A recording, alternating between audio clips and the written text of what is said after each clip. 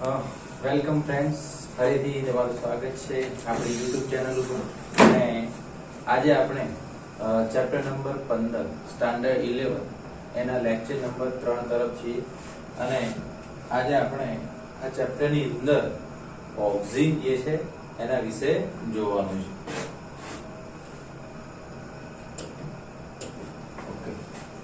આપણે જે વનસ્પતિ વૃદ્ધિ નિયામકો જે છે એની અંદર સૌથી પહેલા આપણે જોઈશું ઓક્સિન વિશે. એના વિશે જોઈશું ઓક્સિન વિશે.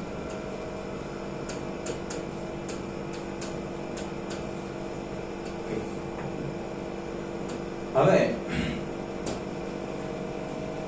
આ જે ઓક્સિન જે છે કે એનું સંશોધન કઈ રીતે થયું, બરાબર, એનું કાર્ય વનસ્પતિની અંદર શું છે એના વિશે જોઈશું. સૌથી પહેલું કે ઓક્સિન જે છે એ ગ્રીક વર્ડ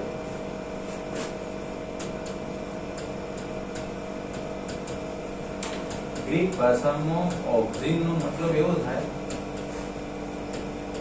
વૃદ્ધિ પામવું, ટુ ગ્રો. ઓકે, એવો મતલબ થાય. એના ઉપરથી આ ઓક્સિન શબ્દ છે આવેલો છે. ઓકે,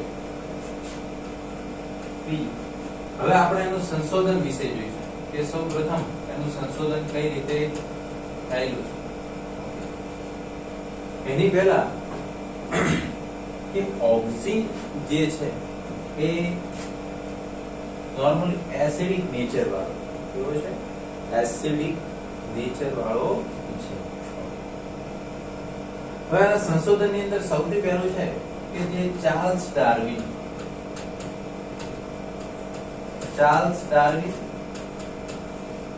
અને તેનો પુત્ર ફ્રાન્સિસ ડાર્વિન. ચાર્લ્સ ડાર્વિન અને એનો પુત્ર ફ્રાન્સિસ ડાર્વિન, એમણે સૌપ્રથમ જે કેનરી ઘાસ એના ઉપર એમણે પ્રયોગ કરેલા. એક્ઝામમાં પૂછાય કે ભાઈ કેનરી ઘાસ જે છે એના ઉપર સૌપ્રથમ ઓક્સિન રિલેટેડ એક્સપેરિમેન્ટ કોણે કર્યા? તો ચાર્લ્સ ડાર્વિન અને ફ્રાન્સિસ ડાર્વિન. હવે એમના પ્રયોગની અંદર શું કર્યું? ઓકે, તો એમણે પ્રયોગની અંદર જે આ જે કેનરી ઘાસ હતું, આ કેનરી ઘાસ એનું ભ્રૂણાગ્ર ચોલ લીધું. ભ્રૂણાગ્ર ચોલ, ઓકે, કેનરી ઘાસ આ ભ્રૂણાગ્ર ચોલ. એના ઉપર એમણે શું કર્યું? એક સાઈડ લાઈટ આપી, બંને સાઈડ ની ખાલી એક સાઈડ અહીંયા શું આપવામાં આવી? લાઈટ, પ્રકાશ આપવામાં આવ્યો. ઓકે, તો લાઈટ આપવાના કારણે આજે એનું ભ્રૂણાગ્ર ચોલ હતું એનું બેન્ડિંગ જોવા મળ્યું. એનું વળાંક પામે, એનું બેન્ડિંગ થાય છે. ઓકે, એ પણ કઈ દિશામાં? જે બાજુ લાઈટ આવે છે એ બાજુ એનું બેન્ડિંગ થાય છે, લાઈટની દિશામાં. ઓકે, તેને ફોટોટ્રોપિક મૂવમેન્ટ કહેવાય. કોઈ પણ વનસ્પતિનો અંગ હોય કે જ્યારે પ્રકાશની દિશામાં એની મૂવમેન્ટ થાય તેને ફોટોટ્રોપિક મૂવમેન્ટ તરીકે ઓળખવામાં આવે છે. હવે સેમ કેસમાં એમણે શું કર્યું કે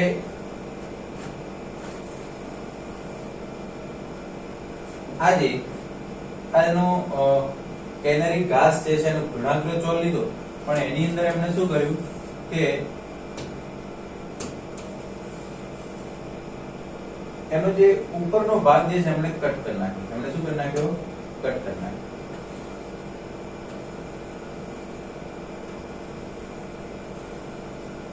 આજે ઉપરનો ભાગ હતો એમણે શું કરી નાખ્યો? અને કટ કરી નાખ્યો.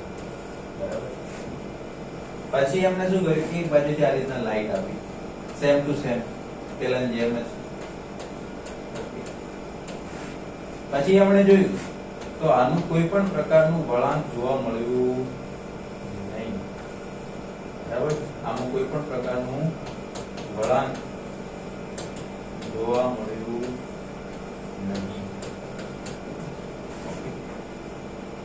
તો એનો મતલબ કે જે ટોચનો ભાગ હતો એની અંદર એવું કોઈ કેમિકલ હશે, એવું કોઈ રસાયણ હશે જે આ માટે જવાબદાર છે. હવે નોર્મલી કેવું છે કે જ્યારે જે બાજુ લાઈટ પડતી હોય એટલે ઓક્સિજન શું કરે, આના માટે ઓક્સિજન જવાબદાર છે.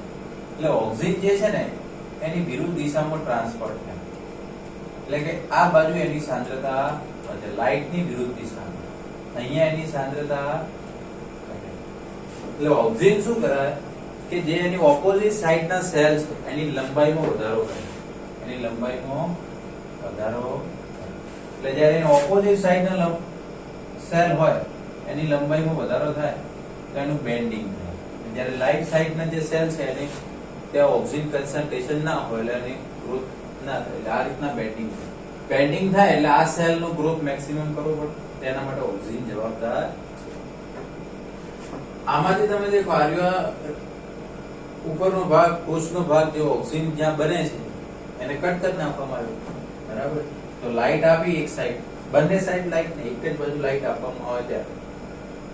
તો આ પ્રકારનો પ્રયોગ જે છે ચાર્લ્સ ડાર્વિન અને ફ્રાન્સિસ ડાર્વિન નામના વૈજ્ઞાનિકોએ કર્યું. ઓકે, હવે બીજા નંબરમાં બીજા નંબરના પ્રયોગમાં કે કુગલ નામનો વૈજ્ઞાનિક હતો. એને સૌપ્રથમ માનવ મૂત્રમાંથી એનું અલગીકરણ. હવે આપણે આ જે વૃદ્ધિ નિયામકો છે એ પ્લાન્ટમાંથી તો મળે જ છે, પણ બીજી બધી જગ્યાએથી પણ મળતા હોય છે. એટલે કે બીજા ફૂગમાંથી મળે, આજે કોઈ હ્યુમન યુરિનમાંથી પણ આ કુગલ નામના વૈજ્ઞાનિકે સૌપ્રથમ એને આઇસોલેટ કરી. એવું જરૂરી નથી. ત્રીજા નંબરમાં most important FW vent. FW vent. Okay, એનો જે પ્રયોગ જે છે એ ઓટ ઉપર કરેલો છે. ઓટ નોર્મલી આપણે એને જવ કહીએ, બરાબર, અને સાયન્ટિફિકલી એને એવેના કહેવાય. સાયન્ટિફિકલી એનું નામ શું છે? એવેના. એના ઉપર એનો પ્રયોગ થયેલો છે. ઓકે, તો સૌથી પહેલા તો આ યાદ રાખવાનું. બીજું કે ભાઈ ઓક્સિજન શબ્દ જે છે એ પણ FW વેન્ટે હતો. આ જે ઓક્સિજન શબ્દ જે છે એ આપવા વાળો પણ સૌપ્રથમ FW વેન્ટ છે. હવે એના પ્રયોગની અંદર એને શું કર્યું? આપણે FW વેન્ટના એક્સપેરિમેન્ટમાં જોવા મળ્યું. એને શું કર્યું? આપણે પ્રયોગ મુજબ એને શું સિલેક્ટ કર્યું? એવેના,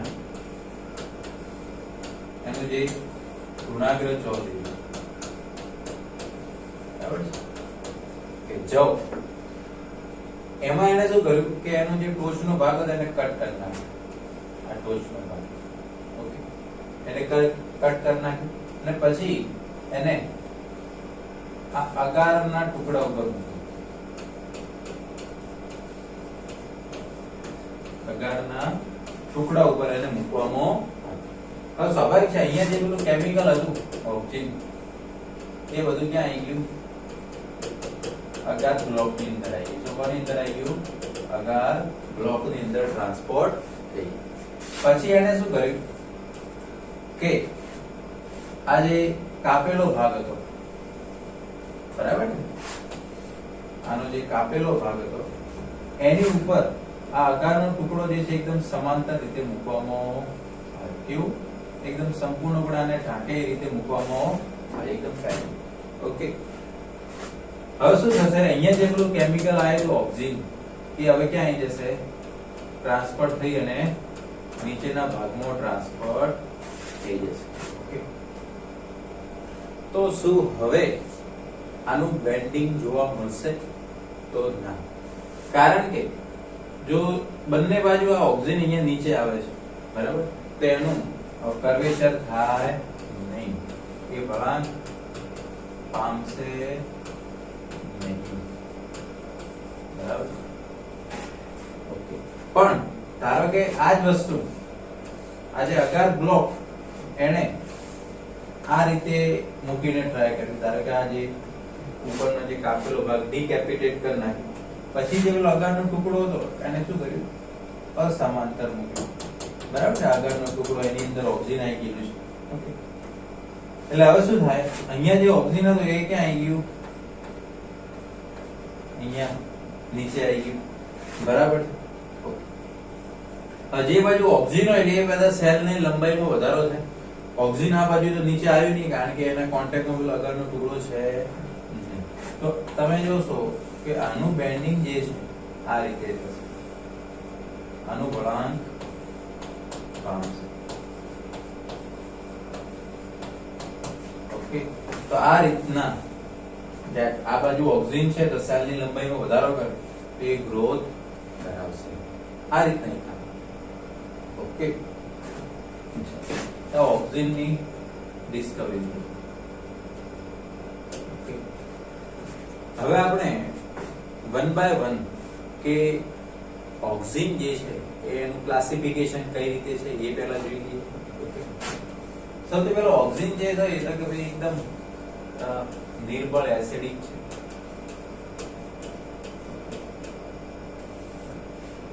બીજું કે એની અંદર ઇન્ડોલ રિંગ, એની અંદર શું આવેલું હોય, કેમિકલી ભાઈ જે નેચર વાઇઝ કેવો છે, ઇન્ડોલ બંધારણ ધરાવતું હોય, એની અંદર ઇન્ડોલ સ્ટ્રક્ચર હોય. બીજું કે શેમાંથી બને છે, શેમાંથી બને એટલે એનો પ્રિકર્સર કોણ છે, એનો પ્રિકર્સર છે ટ્રિપ્ટોફેન એમિનો એસિડ, એનો પ્રિકર્સર છે ટ્રિપ્ટોફેન નામનો એમિનો એસિડ. ઓકે, હવે બીજું કે પ્લાન્ટની અંદર ઓક્સિજન તમને કઈ જગ્યાએ મળે, એટલે કે એનું સંશ્લેષણ જે છે એનું સ્થાન તમારે જોવું હોય તો કઈ જગ્યાએ મળે, તો ઓક્સિજન તમને મૂલાગ્ર નો ભાગ હોય ત્યાં જોવા મળે, જે જગ્યાએ પ્રરોહાગ્ર હોય ત્યાં જોવા આપણે જોયું ઋણાગ્ર ચોર, બરાબર, તો ત્યાં એ જોવા. ઓકે, તો આ બેઝિક આટલું પહેલા ધ્યાન રાખો. હવે આપણે જે ઓક્સિજન નું વર્ગીકરણ, બરાબર, કે ઓક્સિજન કેટલા ટાઈપના. હવે ઓક્સિજન જે છે મેઇનલી બે ટાઈપના હોય, એક કુદરતી ઓક્સિજન અને બીજા છે સંશ્લેષિત ઓક્સિજન. બીજા છે સંશ્લેષિત ઓક્સિજન.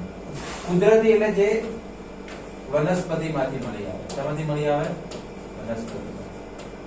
એટલે સંશ્લેષિત એટલે જે બનાવેલ છે કૃત્રિમ રીતે, એ કૃત્રિમ રીતે બનાવેલ છે એ રહે. હવે આમાં મેઇનલી બે ટાઈપ છે, એક છે IAA. ઓકે, આનું પૂરું નામ થાય ઇન્ડોલ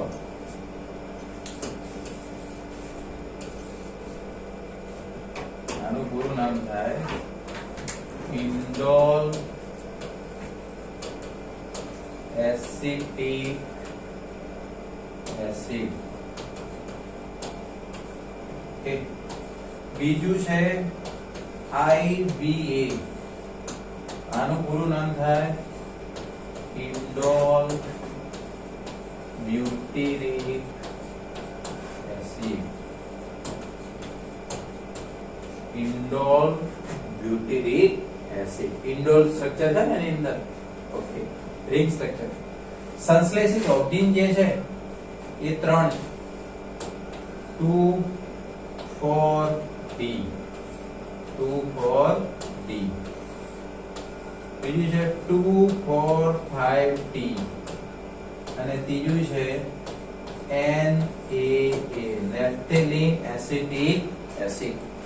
2,4-D નું પૂરું નામ થાય 2,4-ડાયક્લોરો ફિનોક્સી એસિટિક એસિડ. આનું પૂરું નામ થાય 2,4-ડાયક્લોરો ફિનોક્સી એસિટિક એસિડ, બરાબર છે. અને પેલાનું થાય 2,4 ટ્રાઇક્લોરોફિનોક્સી એસિટિક એસિડ, અને આનું પૂરું નામ થાય નેપ્થેલિન એસિડિક એસિડ. આનું પૂરું નામ શું થાય? અહીંયા લખી દીધું. ઓકે, નેપ્થેલિન એસિટિક એસિડ, બરાબર. આ રહ્યું છે ઓક્સિજન નું વર્ગીકરણ. ઓકે, નોર્મલી ઓક્સિજન જે છે એ વૃદ્ધિ પ્રેરક અંતસ્ત્રાવ છે. કેવો છે?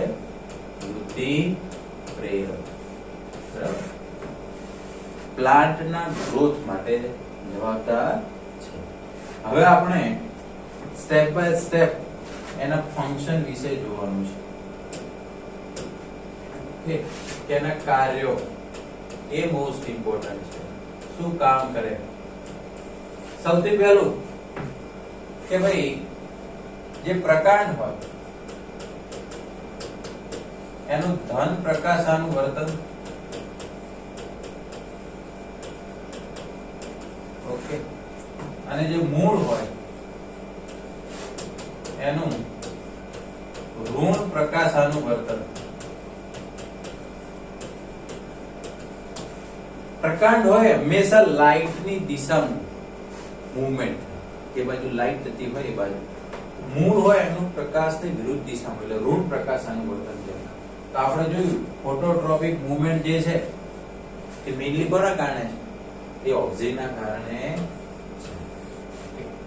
બીજું કાર્ય કે ભાઈ જે યંગ પર્ણો,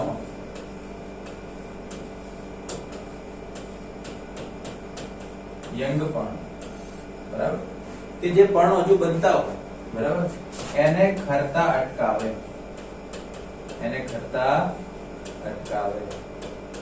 ઓકે, પર્ણ પતન અને ફળ પતન, જે હજુ નવા ફળ હજુ બનતા જ હોય, બરાબર, કે આર્યું જે હજુ નવા પર્ણો હજુ બને જ છે, તો એને પડવા દેશે નહીં. આ એનું એક કાર્ય છે.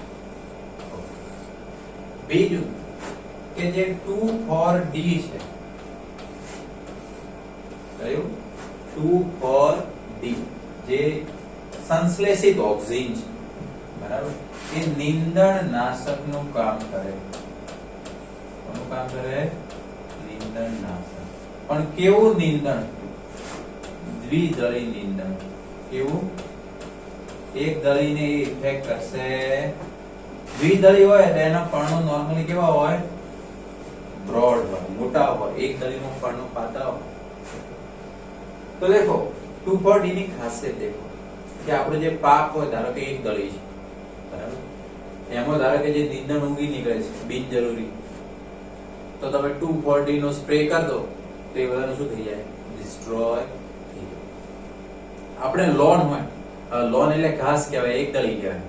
એમાં જે વધારાની જે આ બધું નિંદણ ઉગતું હોય, જે બધું દ્વિદળી હોય, એને દૂર કરવો તો તમે એની અંદર 2,4-D નો સ્પ્રે કરતો, એટલે વીડ ફ્રી, આ એક વીડીસાઇડ નું નિંદણ નાશક નું કામ કરે. શું કામ કરે?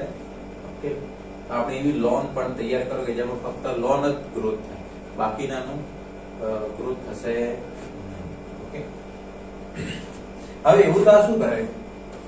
તો આ જે છે ને એની અંદર ફોટોસિસ્ટમ 2 જે છે એને અટકાવે છે. ફોટોસિસ્ટમ 2 ના થાય એટલે તમે જો ફોટોસિસ્ટમ 2 હોય એના દ્વારા એટીપી બને, NADPH બને, બરાબર, ઓક્સિજન બનતું હોય. આ બધું ફોટોસિસ્ટમ 2 ઇન્વોલ્વમેન્ટ છે. હવે NADPH ના બને તો પછી ફૂડ કઈ રીતના સપ્લાય? એના દ્વારા પછી તો NADPH જે છે, એટીપી છે, એ બધા જે કેલ્વિન સાયકલ ચાલે તો એમાં પેલું CO2 ના રિડક્શનમાં હાઇડ્રોજનનો ડોનર કોઈ મળે. ઓકે, કેટલા કાર્ય થયા? 3. ફંક્શન નંબર 4, બરાબર, ટામેટા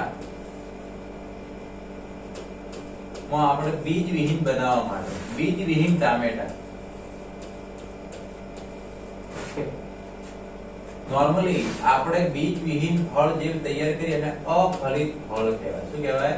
અફલિત ફળ. ઓકે, પાર્થેનોકાર્પી. પાર્થેનોકાર્પી ફ્રૂટ તૈયાર કરવાનું. ટામેટા કે જેમાં બીજ જ ના હોય, બરાબર છે, તો નોર્મલી એવા ફળને આપણે અફલિત ફળ કહેવાય. ફલન વગર ફળના વિકાસને કહેવાય અફલિત ફળ. અને એવા ફળ હંમેશા બીજ વિહીન. પણ ફક્ત ટામેટામાં જ બીજા બધા હજુ હોર્મોન્સ છે, બરાબર, જીબ્રેલિન, પણ એ બીજાની અંદર કામ કરશે. દરેક ફ્રૂટ વાઇઝ બધામાં એપ્લાય કરી શકાય નહીં. અમુક ની અંદર જે વસ્તુ લાગુ પડતી હોય છે. ઓકે, 5મા નંબરનું ફંક્શન, અનાનસ અને લીચી એની અંદર પુષ્પ સર્જન પ્રેરે. ફ્લાવરિંગ, જેટલું ફ્લાવરિંગ વધારે થાય પ્રોડક્શન શું મળે? વધારે મળે. ઓકે, 6થા નંબરમાં અને મોસ્ટ ઇમ્પોર્ટન્ટ, અગ્રીય પ્રભાવિતા. અગ્રીય પ્રભાવિતા માટે જવાબદાર છે. હવે આ વસ્તુ શું છે કે નોર્મલી આપણે ધારો કે અગ્રકલિકા છે અને ધારો કે કક્ષ કલિકા છે. હા, નોર્મલી કેવું થાય કે જ્યાં સુધી અગ્રકલિકા હાજર હોય તો આનો ગ્રોથ જે છે એની લંબાઈ આમ ઉપર જ વધે. ત્યાં સુધી કોઈ કક્ષ કલિકામાંથી પાર્શ્વીય શાખાનો ગ્રોથ થાય નહીં. કારણ કે ઓક્સિન એના માટે જવાબદાર છે. કોણ? પણ તમે આની અગ્રીય પ્રભાવિતા દૂર કરી નાખો, એટલે કે ધારો કે આ વસ્તુ દૂર કરી નાખો અહીંયાથી, તો ઓક્સિન એ અહીંયા ટ્રાન્સફર થઈ જશે, બરાબર છે, અને પછી એમાંથી કક્ષ કલિકા જે છે એનું ડેવલપ થઈ નવી નવી શાખાઓ પાર્શ્વ બાજુએ ડેવલપ. એટલે અગ્રીય પ્રભાવિતા કહેશું ત્યાં સુધી અગ્રકલિકા હાજર હોય ત્યાં સુધી કક્ષ કલિકાનો વિકાસ થશે નહીં, પાર્શ્વીય ગ્રોથ ના થાય. તમે દૂર કરી નાખો, અગ્રીય પ્રભાવિતા ખોરવાઈ ગઈ, તો પછી ઓક્સિનના કારણે પાર્શ્વીય જે નવી નવી શાખાઓનો ગ્રોથ થશે, એને કહેવાય અગ્રીય પ્રભાવિતા. ઓકે, 7મા નંબરનું પાર્શ્વીય મૂળનો વિકાસ. પાર્શ્વીય મૂળનો વિકાસ. ઓકે, હવે ધારો કે આપણે સિમ્પલી ધારો કે ગુલાબ છે, બરાબર, એમાંથી નવો ગુલાબ તૈયાર કર્યો. ધારો કે ગુલાબનો પ્રકાર લેવું પડે. એક ગુલાબમાંથી ધારો કે નવો ગુલાબ તૈયાર કરવું છે, તો આપણે ગુલાબનો પ્રકારનો ટુકડો લેતા હોઈએ. ઓકે, હવે એની અંદર આંતરગાંઠ હોવી જરૂરી છે, એટલે કે 1-2 ગાંઠો હોવી જરૂરી છે, બરાબર, કક્ષ કલિકા હોવી જરૂરી છે. હવે તમે ધારો કે આના ઉપર ઓક્સિનનો સ્પ્રે કરો તો એનાથી શું થાય? આમાંથી પાર્શ્વીય મૂળ વિકસે. અહીંયાથી શું થાય? પાર્શ્વીય મૂળ વિકસે અને જે કક્ષ કલિકાઓ હોય એમાંથી નવી નવી શાખાઓ ડેવલપ. ઓકે, તો આ પ્રકારના ગ્રોથ માટે નોર્મલી પાર્શ્વીય મૂળના ડેવલપમેન્ટ માટે આ કામ કરશે. ઓકે, હવે દેખો આપણે ટોટલ કેટલા ફંક્શન જોઈએ? 7. 8 નંબરનું કે આપણે અફલિત ફળના વિકાસમાં, પુષ્પ સર્જનમાં, એટલે તમે કહી શકો કે આનો હોર્ટિકલ્ચર, બાગાયત વિદ્યામાં આનો ઉપયોગ મોસ્ટલી વધારે થતો હોય છે. ઓકે, બીજું કોષ વિભાજન, જલવાહક પેશી હોય, બરાબર, એનું વિભેદન, એના માટે પણ આર્યો જવાબદાર. જલવાહક પેશીનું ફોર્મેશન જે થતું હોય, જલવાહક પેશીના ઘટકો બનાવવા માટે પણ આ ઇમ્પોર્ટન્ટ છે. હવે પેલું આપણે જે અગ્રીય પ્રભાવિતા જે જોયું, બરાબર, એનાથી આપણે જે વાડ બનાવવામાં બરાબર.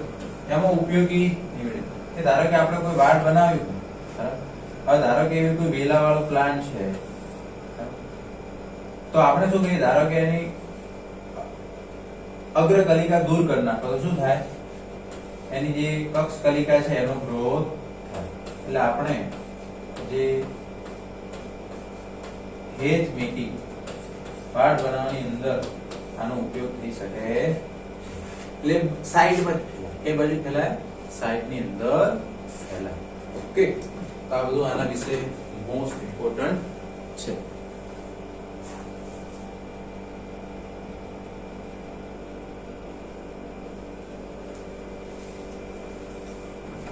ઓકે, તો ઓક્સિજન ની બાબતમાં તમારે આ બધું ધ્યાનમાં રાખવું પડે. ઓકે, હવે દેખો કે જે આપણા પ્લાન્ટ ગ્રોથ રેગ્યુલેટર છે પીજીઆર, ઓકે, એ મેઇનલી જે ટાઈપ જે છે, ઓકે, વનસ્પતિ વૃદ્ધિ નિયામકો, એમાં મેઇનલી કેટલા ટાઈપ હતા કે એક એવા જે ઇન્ડોલ સ્ટ્રક્ચર ધરાવતા હતા. ઇન્ડોલ રિંગ ની અંદર ઓક્સિન નો સમાવેશ થાય. કોનો સમાવેશ થાય? ઓક્સિન. ઓકે, આની અંદર આપણે ઇન્ડોલ 3 એસિટિક એસિડ અને ઇન્ડોલ 3 બ્યુટેરિક એસિડ. ઓકે, આ ઇન્ડોલ નેચર વાળા કહેવાય. ઓકે, પછી ટર્પીન નેચર વાળો પીજીઆર હોય, એનું નામ છે જિબ્રેલિન. એને શોર્ટમાં કહેવાય GA, જિબ્રેલિક એસિડ. આ પણ એસિડિક નેચર વાળો, પણ ટર્પીન એટલે લિપિડ નેચર કહેવાય. ઓવરઓલ કેવો નેચર કહેવાય? લિપિડ. ત્રીજા નંબરમાં છે એડિનાઇન નો વ્યુત્પન્ન. એડિનાઇન જે છે એમાંથી બનતું હોય એવું છે સાઇટોકાઇનિન. ઓકે, CK કહેવાય શોર્ટ. હવે ત્રણ જે છે નોર્મલી એમને વૃદ્ધિ પ્રેરક અંતઃસ્રાવોની કેટેગરીમાં મૂકવામાં આવે છે. એ કેટેગરીમાં મૂકવામાં આવે છે વૃદ્ધિ પ્રેરક અંતઃસ્રાવ. ચોથા નંબરનો જે છે કે જે વાયુ રૂપ હોય ગેસિયસ ફોર્મમાં, બરાબર, એ છે ઇથિલિન. એ કયું છે? ઇથિલિન. નોર્મલી આપણે C2H gaseous form nature wise એવું છે. અને પાંચમા નંબરમાં છે કે ભાઈ કેરોટીનોઇડ એના વ્યુત્પન્નમાં બનતો કેરોટીનોઇડ વ્યુત્પન્ન, કેરોટીનોઇડ માંથી બનતું હોય, બરાબર છે. કેરોટીનોઇડ એમાંથી બનતું હોય એનું નામ છે એબ્સિસિક એસિડ. એનું નામ છે એબ્સિસિક એસિડ.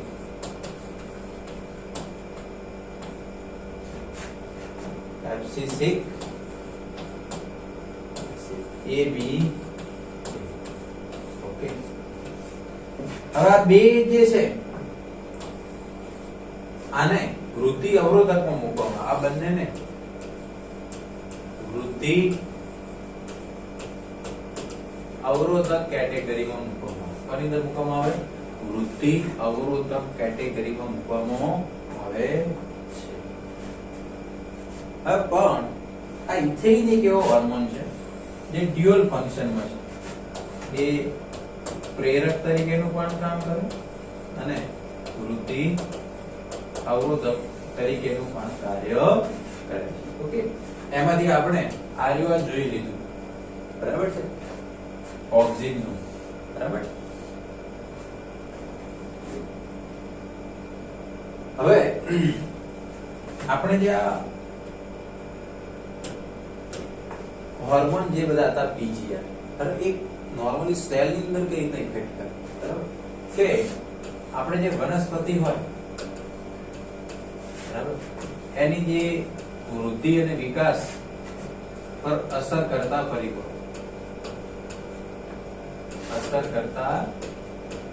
પરિબળો,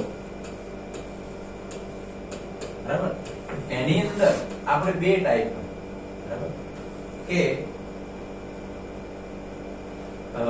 આંતરિક પરિબળો, વનસ્પતિના આંતરિક પરિબળો અને બાહ્ય પરિબળો, આંતરિક અને બાહ્ય. હવે બાહ્ય એટલે કોણ? કે ભાઈ પ્રકાશ, તાપમાન, બરાબર, પાણી છે, પોષક તત્વો છે, આ બધા બાહ્ય પરિબળો કહેવાય. શું કહેવાય? બાહ્ય પરિબળો, જે વનસ્પતિની વૃદ્ધિ ઉપર અસર કરતા હોય. હવે આંતરિક પરિબળો કયા હોય? તેમાં બે ટાઈપના હોય, અંતઃકોશીય અને બીજા છે આંતરકોશીય.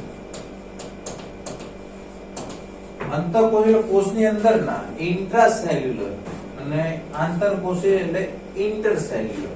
ઓકે, તો આ જે છે એની અંદર જે જનીનિક ડીએનએ રિસ્પોન્સિબલ હોય, કોઈ પણ નો ગ્રોથ થતો હોય એના માટે ડીએનએ પણ રિસ્પોન્સિબલ હોય ને, તો એ કોષની અંદર હોય તો ડીએનએ દેવાનું. અને આંતરકોશીય પરિબળો એટલે એની અંદર PGR, plant growth regulators. Okay, હવે દેખો, કોઈ ધારો કે છોડ એકદમ નાનો છે પણ તમે વૃદ્ધિ પ્રેરક હોર્મોનનો સ્પ્રે કરો તો એની લંબાઈમાં પણ વધારો થઈ શકે છે, એવું જરૂરી નથી. તો આંતરકોશીય પરિબળો છે. ઓકે, એની આપણે ક્લાસિફિકેશન જોયું કે પ્લાન્ટ ગ્રોથ રેગ્યુલેટરનું શું છે. ઓકે, તો આજના આપણા લેક્ચર નંબર 3 જે છે એની અંદર આપણે આટલું રાખીશું. નેક્સ્ટ લેક્ચરમાં આપણે જિબ્રેલિક એસિડ વિશે જોઈશું.